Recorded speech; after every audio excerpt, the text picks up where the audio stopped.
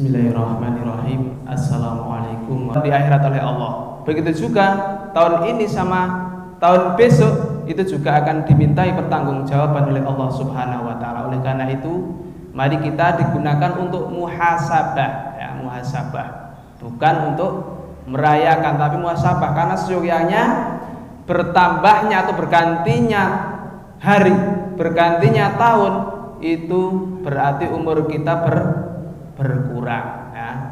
Oleh karena itu kita tahu mungkin kebiasaan orang merayakan tahun baru itu lelean, kemudian makan-makan apa saja masuk, jagung bakar melebu, entrok melebu, bebek melebu, sak ndok-ndoke. Nah, berarti kan israf, berlebihan, ya. Maka yang dilarang itulah yang berlebihan, ya, belum yang lain-lainnya, ya. Begadang itu boleh, akan tetapi yaitu setelah sepertiga malam sampai subuh. Begadangnya apa? Sholat lail, baca Quran, zikir, beristighfar kepada Allah, ya. Bukan ngenteni jam, ya, 1, 2, 3 atau 8, 9, bukan, ya. Manifidin astagfirullah, itu hanya sekedar. Jadi yang dilarang adalah kita menyerupai, ya, menyerupai. Tapi kalau untuk tadzakur, untuk muhasabah, maka itu diperbolehkan, ya, untuk kegiatan yang baik. Akan tetapi kalau yang sekarang ini rata-rata ya tasabuh, seperti yang dilakukan oleh orang-orang fasik, seperti yang dilakukan oleh orang-orang kafir, maka itu yang tidak diperbolehkan. Wa'alaikumsalam astagfirullah. Ini ceritanya tadi sudah diceritakan oleh Pak Muh, ya. Jadi tadi siang saya kaget tuh, tumben jalur gunung siang-siang kesini sama istrinya Ustadz Abdul Malik, ya. Mau apa? Ternyata disuruh gantiin Ustadz Mawardi ini. Nah, makanya mau tidak mau harus berangkat karena jenengan sing free, ya, insyaallah gitu. Alhamdulillah dengan izin Allah saya bisa di hadapan panjenengan sedaya. Oleh karena itu kita tetap meneruskan, yaitu tentang sirah perjalanan Nabi Muhammad SAW. Di pertemuan yang lalu kita telah membahas tentang hijrahnya Nabi Muhammad SAW, ya. Bagaimana Rasulullah SAW itu berhijrah, ya. Onak dan durinya, jerih payahnya sangat luar biasa, ya. Ketika Rasulullah SAW mendapat izin untuk hijrah, ya, ini sambil menginstal ulang, menggabungkan antara yang kemarin sama yang sekarang. Rasulullah SAW ketika diizinkan untuk berhijrah, mula-mulanya para sahabatnya dulu yang diizinkan. Para sahabat berhijrah sembunyi-sembunyi, ada yang ditahan, ya. Kalau ketahuan orang kafir Quraisy ditahan. Kemudian yang paling berani adalah Umar bin Khattab, ya, terang-terangan, bahkan menantang. Setelah semuanya berhijrah kecuali keluarga Nabi dan keluarganya Abu Bakar. Abu Bakar sudah siap-siap mau hijrah, tetapi sama Nabi dilarang.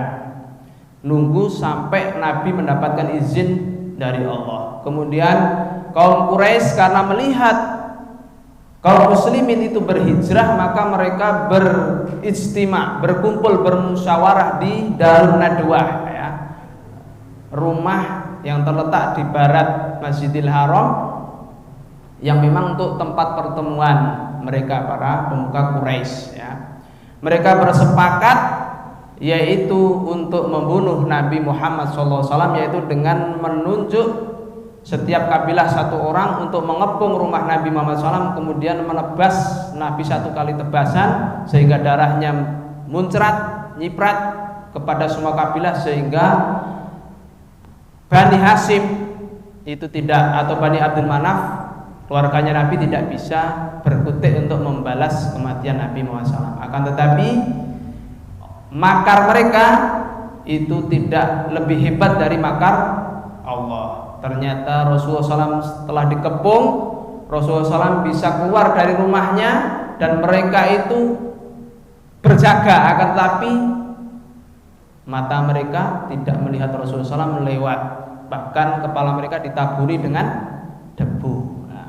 Kemudian Rasulullah SAW tinggal di Gua Hira selama 3 malam sambil melihat kondisinya sudah aman, tidak ada pencarian. Karena apa? Setelah mencari kesana kemari tidak ketemu, akhirnya membuat sayembara, siapa yang bisa menemukan Abu Bakar dan Muhammad maka akan diberi hadiah 100 unta. Makanya orang sangat bersemangat untuk memburu, untuk mencari Nabi Muhammad SAW. Akan tetapi sampai ada yang mereka sampai ke depan pintu gua, akan tetapi atas pertolongan Allah mereka tidak bisa melihat, tidak bisa melihat. Mungkin di kemarin yang belum menceritakan, ketika mereka sampai di gua, langsung sama Allah memberi pertolongan, yaitu dengan adanya monggo laba-laba, laba-labanya langsung membuat rumah, membuat jaring. Wanifidin astagfirullah. Kemudian setelah melihat kondisinya itu aman, Nabi SAW melanjutkan perjalanannya ke Madinah, yaitu dengan arah jalur berbeda, yaitu ke arah Syam, kemudian pesisir, baru ke arah Madinah. Di dalam perjalanan kemarin ada kejadian-kejadian yang luar biasa. Di antara yang pertama yaitu Nabi Muhammad SAW pas pertamanya berjalan terus tanpa berhenti sehingga jauh dari kota Mekah. Karena tidak berhenti, kemudian sampai siang hari, karena tadinya malam, siang, kemudian tiba-tiba di tengah padang pasir ada batu yang besar, kemudian di sisi sampingnya bisa untuk berteduh. Ketika berteduh, tiba-tiba ada pengembala kambing yang membawa menggala kambing, kemudian bisa diperah susunya. Kejadian yang kedua yaitu dikejar oleh Suraqah bin Malik. Suraqah bin Malik mendapat kabar ada bintik-bintik di pesisir, langsung lari mengejar Nabi. Tetapi ketika dekat dengan Nabi, Suraqah tidak bisa mendekat, mau manah nggak bisa, jatuh, kudanya tiba-tiba terperosok. Kemudian awalnya bersemangat untuk mendapat hadiah, bahkan untuk membunuh Nabi. Ketika bertemu Nabi langsung melindungi Nabi, ini Suraqah. Kemudian yang ketiga yaitu mampir di tendanya Ummu Ma'bad. Ummu Ma'bad itu biasanya dihampiri orang musafir, akan tapi ketika Nabi Muhammad SAW mampir itu pas dilalah itu nggak ada apa-apa, nggak punya apa-apa, dan kambing-kambingnya kurus-kurus, sudah nggak ada yang bunting, nggak ada air susunya. Kemudian Nabi meminta izin untuk memerah susunya, ternyata tiba-tiba susu kambing itu melendung, kemudian diperah, kemudian dikasihkan kepada Ummu Ma'bad, kemudian dikasihkan kepada Abu Bakar, kemudian kepada Amir dan kepada Abdullah bin Uraiqid, sampai kenyang semuanya. Dan Nabi memerah lagi sampai penuh, satu bejana ditinggalkan untuk Ummu Ma'bad. Ini kejadian luar biasa. Kemudian Nabi Muhammad SAW sampai di Kuba, kemudian di sana tinggal 4 hari. Di antaranya yang dilakukan Nabi Muhammad SAW di sana adalah membangun Masjid Kuba. Masjid yang pertama kali dibangun oleh Nabi adalah Masjid Kuba. Kemudian setelah itu hari Jumat, setelah sholat Jumat, Nabi SAW melanjutkan ke Yasrib, ke Yasrib atau ke Madinah. Kemudian disambut oleh kaum muslimin di sana dengan penuh bahagia. Tidak ada hari yang bersejarah dan tidak ada hari yang bahagia di selain hari itu, kedatangan Nabi Muhammad SAW. Para anak-anak kecil, gadis-gadis kecil itu melantunkan syair Tola'al Badru Alaina, Itu adalah kejadian hijrah Nabi Muhammad SAW. Ketika Nabi Muhammad SAW sampai di Madinah, kemudian Nabi Muhammad SAW semuanya berkeinginan agar Nabi tinggal di rumah sahabat Ansor. Akan tetapi Nabi Muhammad SAW membiarkan untanya mau berhenti di depan rumahnya siapa. Kemudian ternyata unta Nabi berhenti di depannya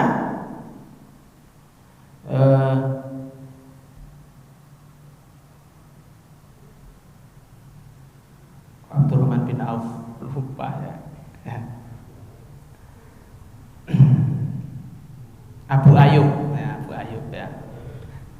Abu Ayyub Al-Ansori ya. Ternyata Abu Ayyub Al-Ansori itu termasuk masih di keluarganya Nabi, yaitu kaum Bani Najjar, An-Najjar ya, An-Najjar. Untuk hari ini kita akan membahas tentang kehidupan di Madinah ya, kehidupan di Madinah. Yang pertama, periode Madinah dibagi menjadi 3 masa. Jadi di Madinah itu dibagi menjadi 3 masa. Tahapan masa yang pertama yaitu diwarnai dengan banyak goncangan, cobaan, dan banyak rintangan yang muncul dari dalam. Justru periode yang pertama ini banyak rintangannya dari dalam ya. Tahapan ini sampai tahun ke-6 Hijriah ya, tempatnya bulan Zulqa'dah atau setelah perjanjian Hudaybiyah. Kemudian yang kedua yaitu tahapan masa perdamaian dengan kaum paganisme yang berakhir dengan Fathul Mekah pada bulan Ramadan tahun 8 Hijriah, dan juga tahapan masa berdakwah pada raja-raja untuk masuk Islam ya.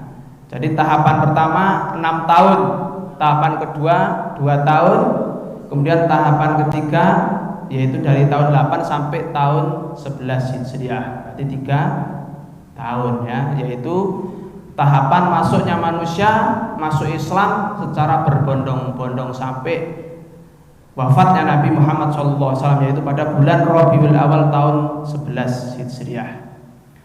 Selanjutnya kondisi yang masih labil di Madinah ya. Jadi setelah hijrah itu masih labil sekali kondisinya di Madinah. Rasulullah SAW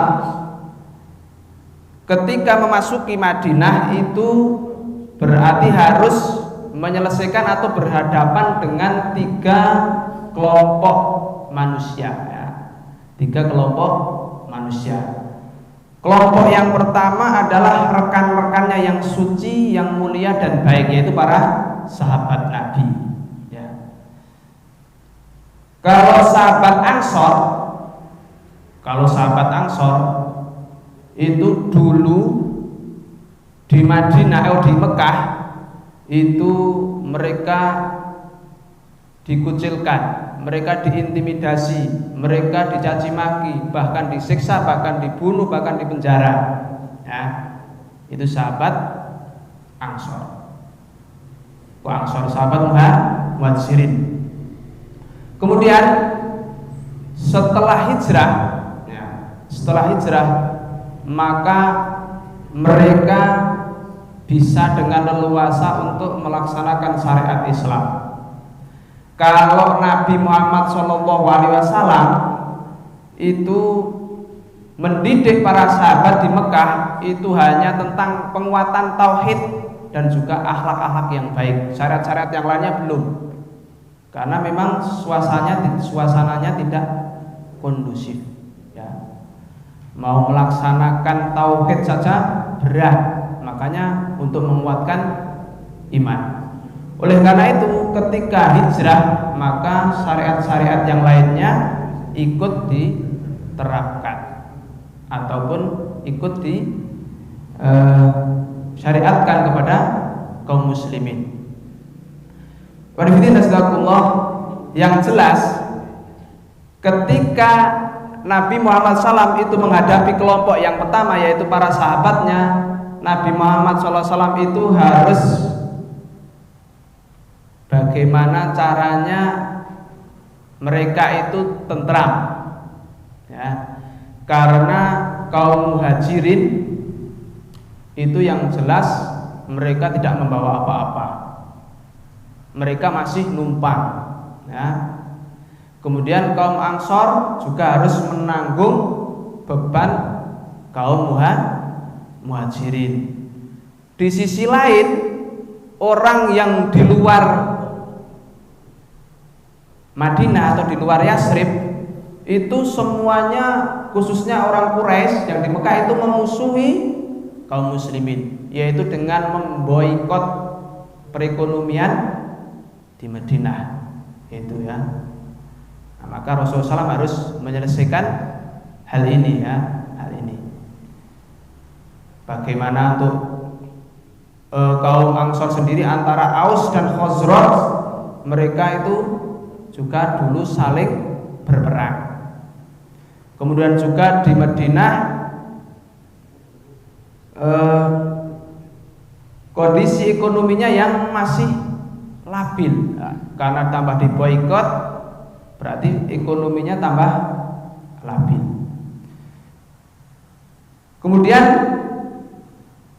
yang kedua, kelompok yang kedua yang harus dihadapi Nabi Muhammad SAW adalah orang-orang musyrik yang tidak mau beriman kepada beliau yang berasal dari berbagai kabilah di Madinah. Jadi di Madinah juga ada kabilah-kabilah yang masih musyrik. Mereka tidak mau beriman kepada Nabi Muhammad SAW, akan tetapi mereka tidak berani melawan karena tidak mempunyai kekuatan. Karena setelah Nabi Muhammad SAW hijrah, maka kekuasaan itu di tangan kaum muslimin. Rasulullah menjadi pemimpinnya, yang mengatur mereka, yang membimbing mereka. Maka kaum musyrik ini tidak berani melawan, tetapi tetap benci. Di antaranya siapa? Ya. Di hadapan Nabi, kaum musyrik ini menyatakan suka, membela, tetapi di belakangnya sangat benci. Di antaranya adalah Abdullah bin Ubay bin Salul, ya, yang terkenal dengan sebagai tokoh munafik. Abdullah bin Ubay bin Salul ini setelah perang Bu'ats sebenarnya akan dijadikan pemimpin kaum Khazraj dan kaum Aus, ya. Akan tetapi, ya, setelah Nabi Muhammad SAW hijrah ke Madinah, putuslah harapan Abdullah bin Ubay bin Salul, sehingga dia sangat benci terhadap Nabi.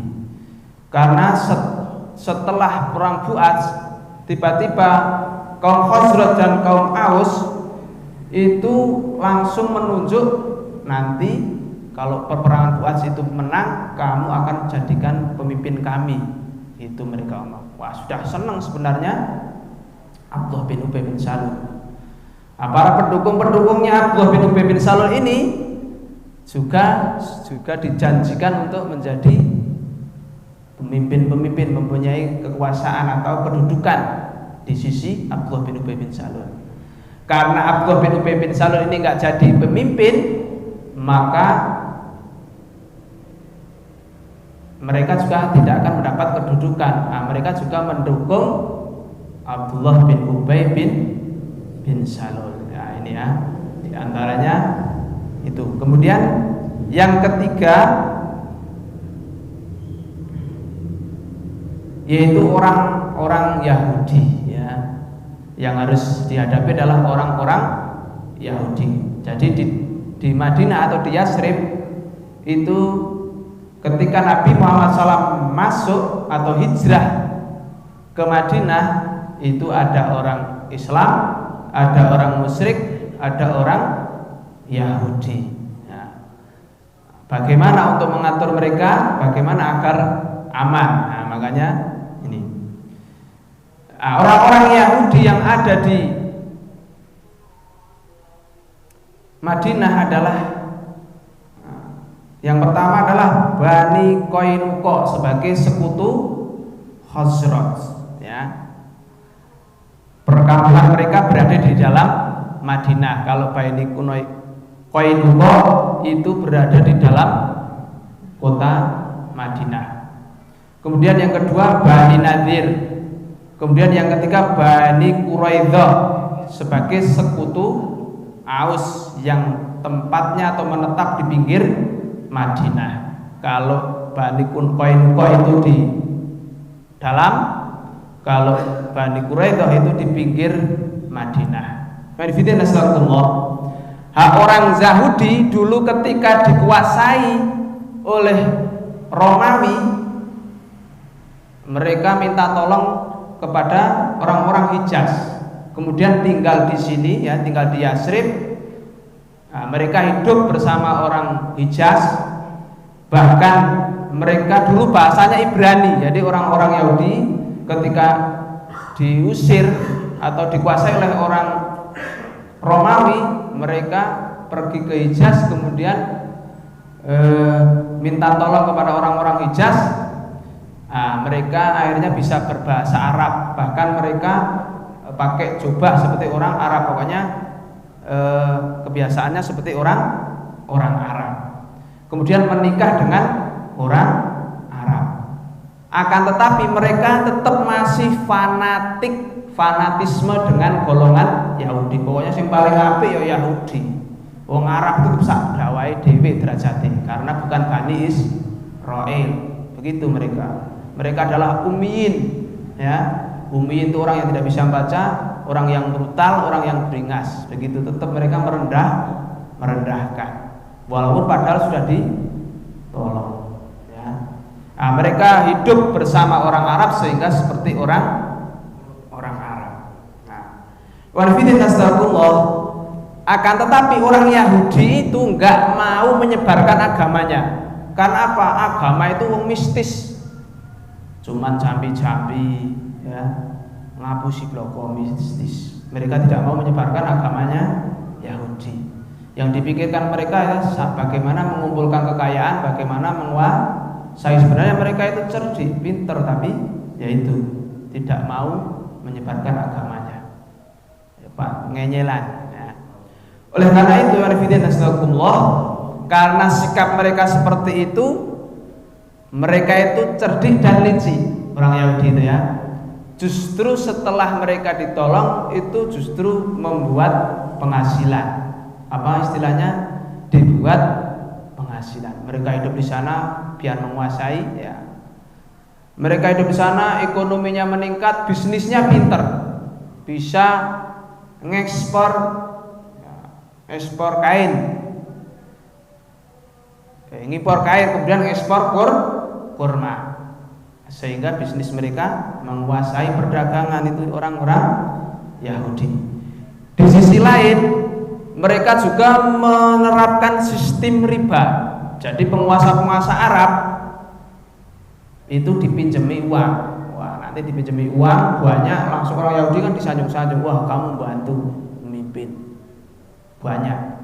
Nah, nanti kalau nggak bisa nyarutang, diminta tanahnya pemimpin-pemimpin Arab itu.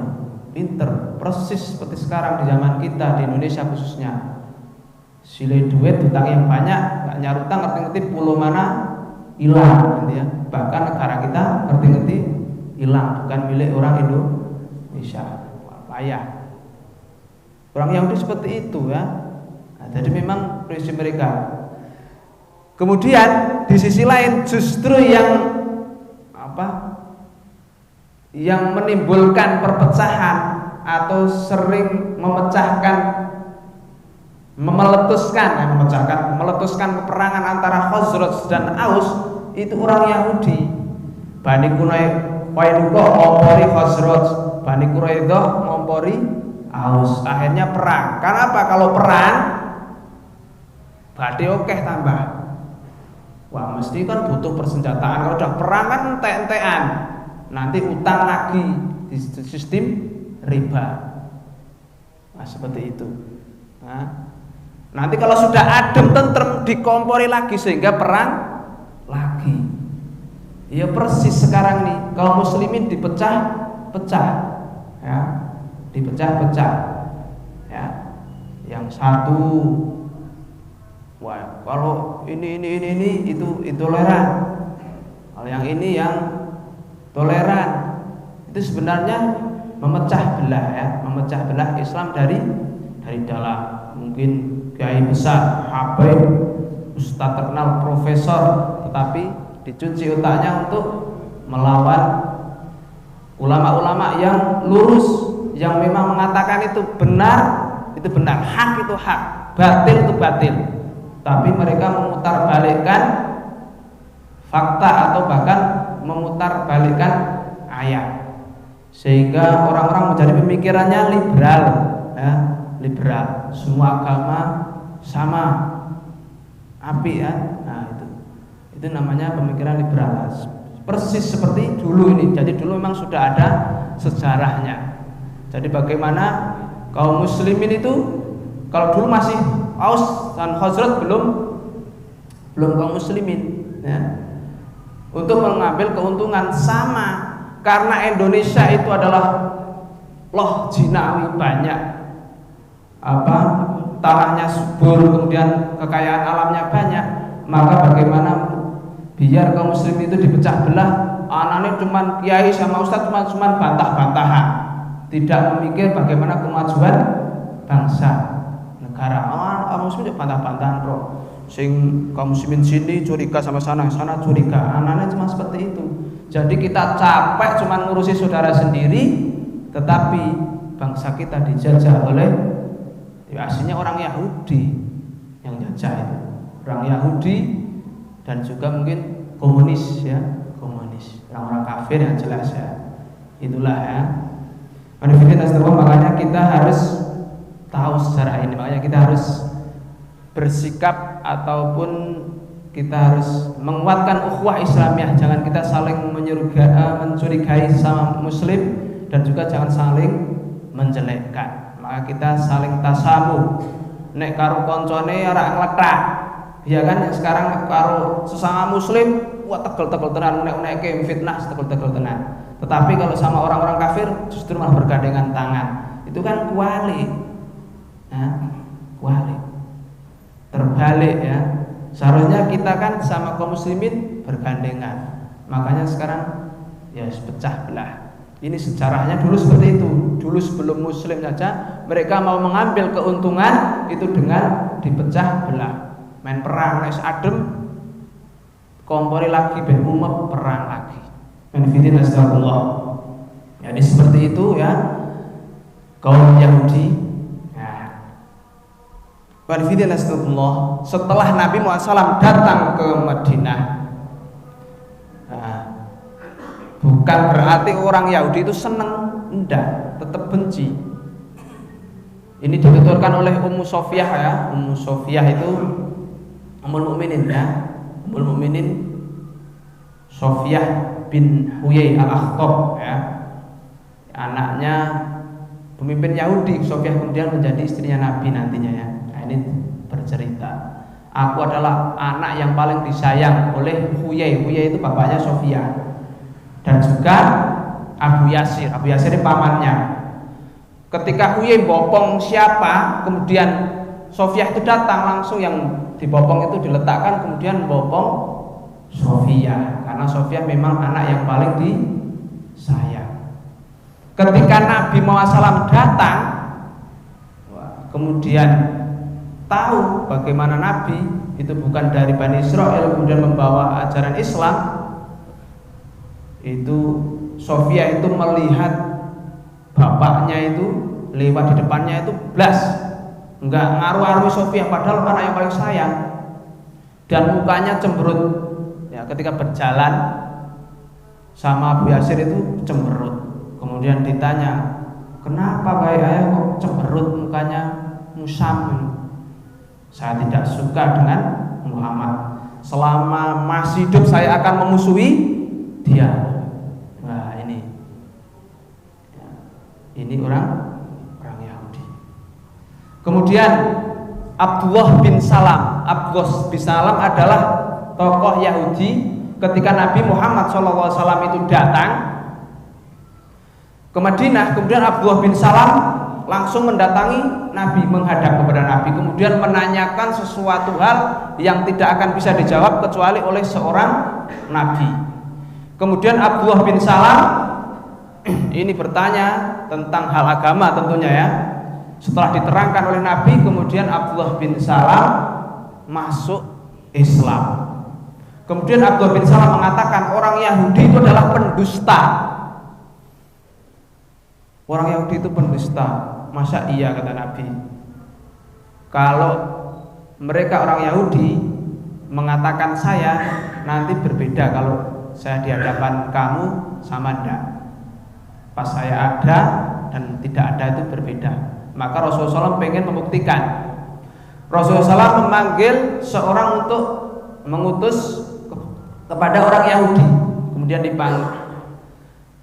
Ada seorang sahabat yang manggil kepada orang Yahudi untuk menemui Nabi. Kemudian ada beberapa orang Yahudi menemui Nabi Muhammad SAW. Kemudian Nabi Muhammad SAW bertanya kepada orang-orang Yahudi tersebut, bagaimana menurut kalian Abdullah bin Salam itu? Maka orang Yahudi itu mengatakan Abdullah bin Salam itu orangnya baik, bagus, orangnya itu adalah jujur, dan mereka adalah pemimpin kami. Begitu katanya. Kemudian Nabi bertanya, bagaimana kalau dia masuk Islam? Oh, tidak mungkin kalau dia masuk Islam. Langsung, karena Abdullah bin Salam kan bersembunyi, Abdullah Salam keluar, kemudian mengucapkan syahadat asyhadu an la ilaha illallah wa asyhadu anna muhammadar rasulullah. Wah, langsung orang itu, kamu itu pendusta. Tadi padahal di depan Nabi Abdullah bin Salam itu jujur, baik. Wah, ketika tahu masuk Islam langsung, wah, kamu itu pendusta, Abdullah bin Salam. Nah, maka hari pertama Nabi langsung tahu, oh, ternyata orang Yahudi sikapnya seperti itu, tidak suka terhadap Islam, dan mereka itu kata-katanya mesti ngabusi atau pendusta. Ya kita sudah tahu ya. Maksudnya kenyataannya mungkin di Palestina hari ini perjanjian damai. Wah, nanti mereka yang ngebom duluan, yang nyerang Palestina, duluan rakyat Palestina. Nah, seperti itu. Wanifidin astagfirullah. Itulah yang harus dihadapi Nabi Muhammad SAW, yaitu yang pertama bagaimana menyelesaikan rekan-rekannya, kemudian yang kedua bagaimana menghadapi kaum musyrik, dan yang ketiga bagaimana menghadapi orang Yahudi yang memusuhi Islam, tidak suka terhadap Islam. Musyrik pun suka. Orang musyrik, orang Yahudi, mereka tidak berani melawan. Mereka tidak berani melawan karena kekuasaan terbesar di sana adalah kaum muslimin yang menguasai. Muslimin jumlahnya banyak, kemudian juga Nabi sebagai pemimpinnya, mereka tidak berani, tapi mereka memusuhi seyogianya ya.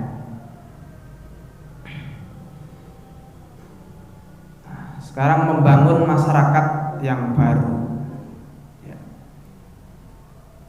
Ya, setelah tadi peristiwa hijrah ya, setelah Rasulullah SAW singgah di Bani An-Najr pada hari Jumat tanggal 12 Rabiul Awal tahun 1 Hijriah, yaitu bertepatan dengan 27 September 622 Masehi, yang dilakukan Nabi setelah masuk kota Madinah adalah ya, yang pertama adalah membangun Masjid Nabawi. Jadi Nabi Muhammad SAW membangun masjid, yaitu di tempat untanya yang berderung ya. Jadi Nabi ketika datang di Madinah, para sahabat berkeinginan untuk ditinggal atau sebagai tempat tinggal Nabi, akan tetapi Nabi SAW suruh membiarkan untanya berhenti di depan rumahnya siapa. Yang pertama untanya berhenti, kemudian bangun. Nah, yang diberhenti pertama ini yaitu di kebunnya dua anak yatim, kemudian dibangun Masjid Nabawi. Kemudian berhentinya yang kedua yaitu di depannya Abu Ayyub ya. Kemudian Nabi SAW tinggal di rumahnya Abu Ayyub sampai punya atau membangun rumahnya sendiri.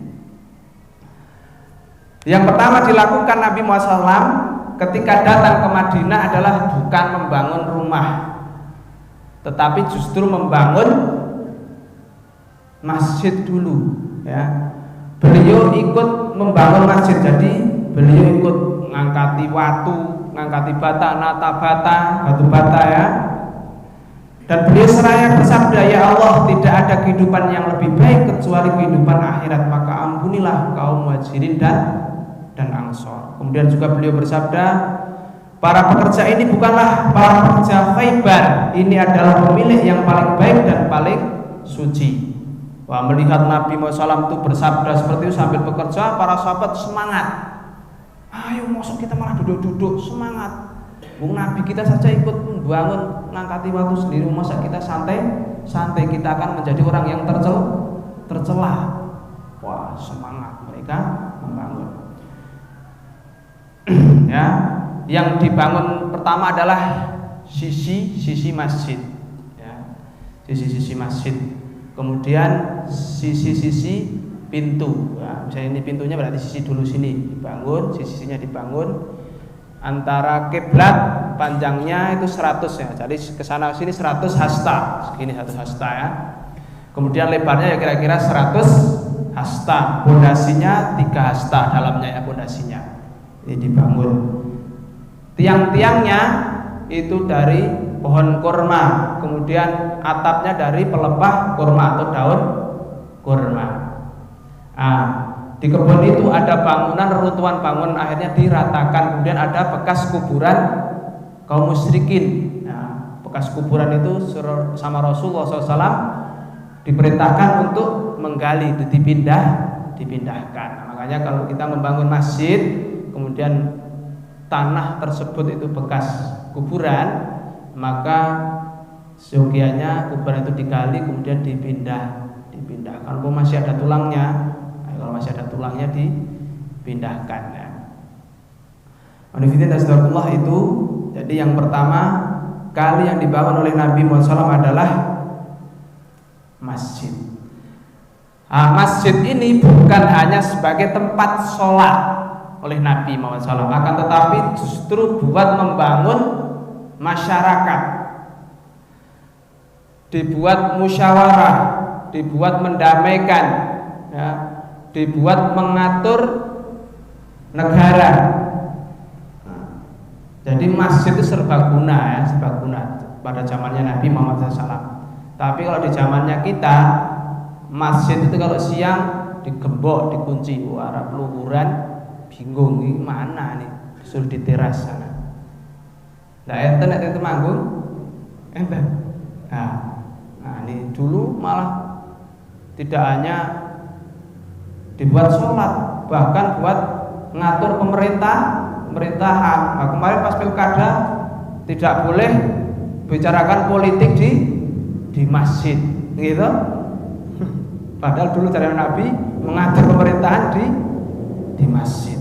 Nah, itulah untuk menjauhkan manusia dari masjid. Ngerti ini masjid itu oke maca Quran buat sholat kok, padahal buat mendamaikan, buat mengumpulkan masyarakat, untuk musyawarah, untuk membina umat, untuk pendidikan, untuk pengajian, bisa semuanya diatur dari masjid. Bahkan dulu sama Nabi dibuat pelatihan perang untuk mengatur strategi perang itu di masjid. Makanya marilah kita bangun umat Islam ini dari masjid.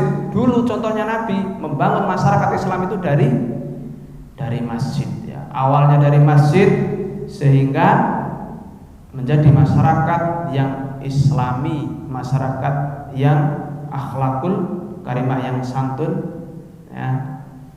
Tapi sekarang dibalik, hati-hati sama pemuda yang sergap ke masjid, badoe cingkrang, pakai Quran cilik, jenggoten badoe ireng, teroris.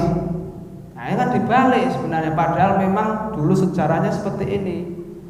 Mengatur kehidupan masyarakat, membina umat itu dari masjid. Tapi sekarang orang dijauhkan dari masjid, ben takut dengan masjid. Hati-hati aja pengajian, kok tambah jadi intoleran. Nah, intinya adalah Islamofobia. Wong Islam ben wedi sama Islam. Inilah ya, memang yang dilakukan oleh orang-orang kafir dan orang-orang munafik, karena memang nggak seneng ya. Nggak seneng kalau orang Islam itu bersatu, orang Islam itu kuat ya. Karena yang akan menjaga negara, yang menjaga tanah air itu yang paling kuat ya orang Islam, karena orang Islam itu lillahi ta'ala, tidak pengen mengeruk kekuasaan atau mengeruk kekayaan, enggak ya, tapi lillahi ta'ala. Dulu para pendahulu kita, para pejuang kita ya, Pangeran Diponegoro, Imam Bonjol dan lain sebagainya, itu mereka tidak pengen menjadi penguasa itu enggak, tapi memang memperjuangkan biar tidak dijajah oleh orang-orang kafir ya. Wanafidin astagfirullah. Jadi itu ya, maka kita bisa mengambil pelajaran fungsinya masjid itu tidak hanya untuk sholat, tadarus atau pengajian tok, tapi semua aspek bisa, kecuali memang ada hal-hal yang dilarang di dalam masjid. Contohnya jual beli, mencari barang hilang, itu tidak boleh berdagang di dalam masjid.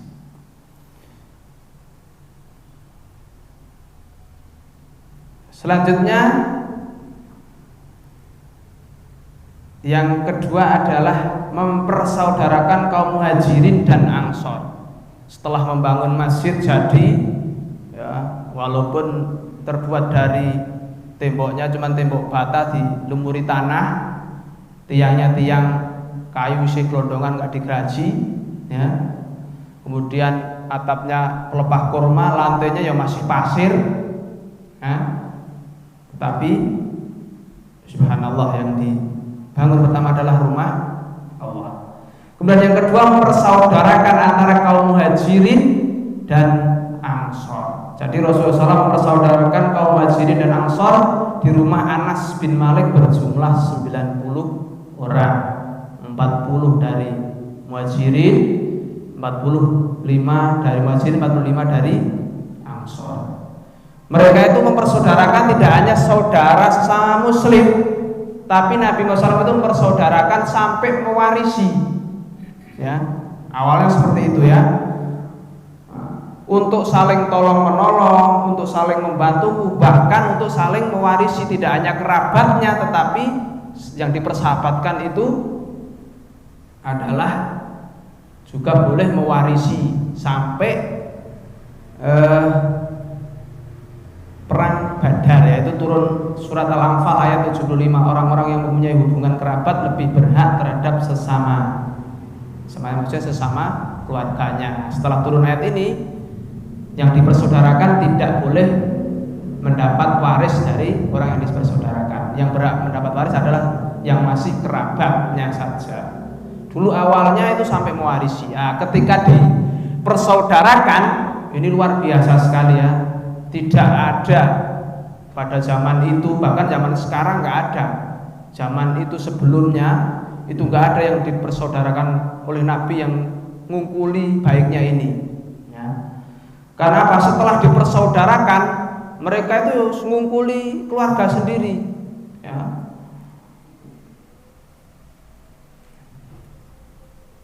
Ketika Sa'ad bin Rabi'ah disaudarakan dengan Abdurrahman bin Auf, Sa'ad berkata kepada Abdurrahman bin Auf begini, wahai Abdurrahman bin Auf, saya ini orang kaya, harta saya akan saya paruh menjadi dua, yang satu untuk kamu, separuh untuk kamu, separuh untuk saya. Saya mempunyai istri dua, kamu pilih yang mana?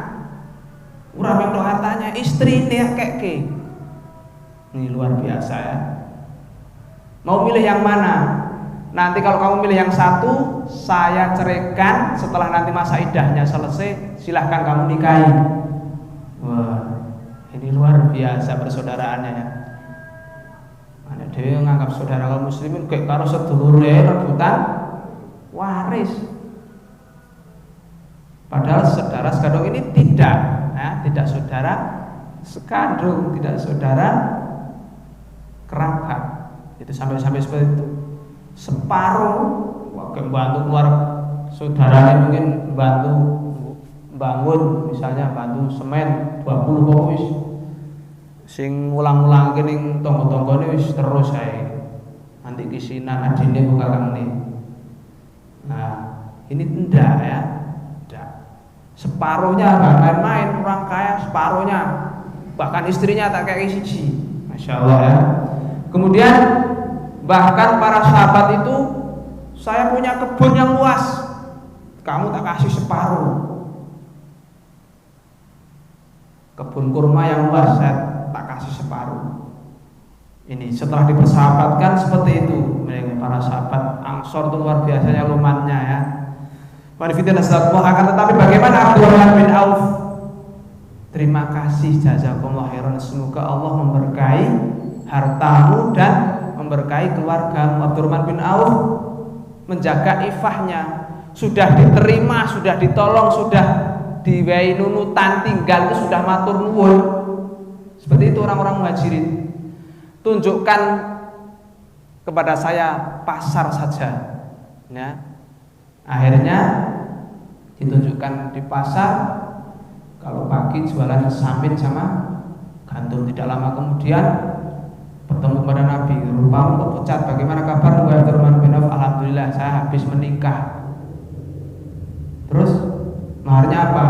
Berapa keping emas? Langsung duit-duit.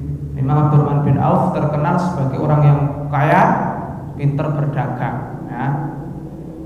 Jadi tidak perlu dikasihkan hartanya, cuma disuruh menunjukkan pasar, saya mau berdagang di pasar. Itu luar biasa ya. Walaupun yang Ansor itu nyohnya luar biasa, tapi yang Muhajirin juga sudah berterima kasih, sudah bersyukur, tidak menolaknya dengan halus. Sudah ditulungi saja sudah matur nuwun, tidak nyuwun pok nangkuk wah pok ono bo iya separuh matruk. Nah gitu. Kemudian begitu juga yang diberi kebun, para sahabat yang lainnya tidak mau. Saya nggak mau, berikan saya saja makan. Setiap harinya makan, kemudian saya membantu memanen kebun kamu. Jadi cukup untuk menegakkan tulang punggungnya saja.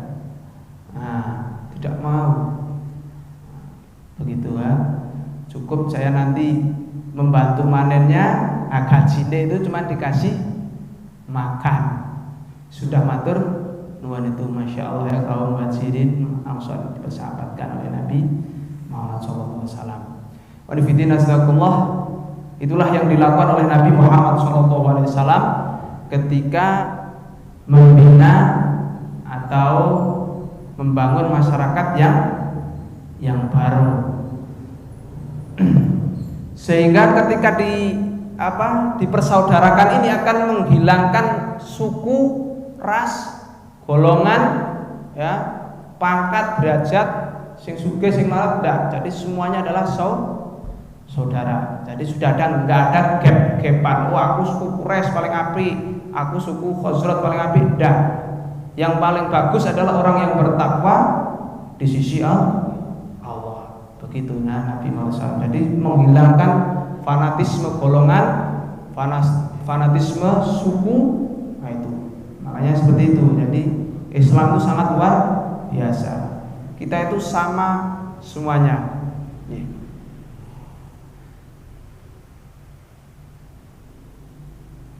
Selanjutnya setelah dipersahabatkan, ini ada butir-butir perjanjian di antara kaum muslimin ya. Mereka adalah umat yang satu.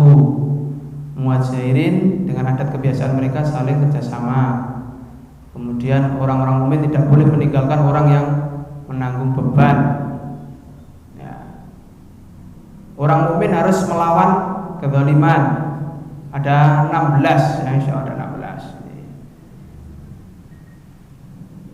16. Setelah dipersaudarakan ada butir-butir perjanjian sehingga kehidupannya teratur.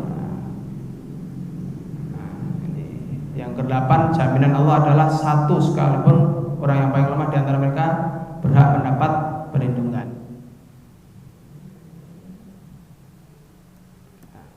Ini di antara perjanjian kaum muslimin setelah dipersaudarakan sehingga mereka hidupnya tentram ya. Mungkin untuk malam hari ini kita cukupkan sekian ya. Kurang lebihnya mohon maaf. Insyaallah pada pertemuan yang akan datang kita teruskan tentang kehidupan di Madinah ya, di Madinah.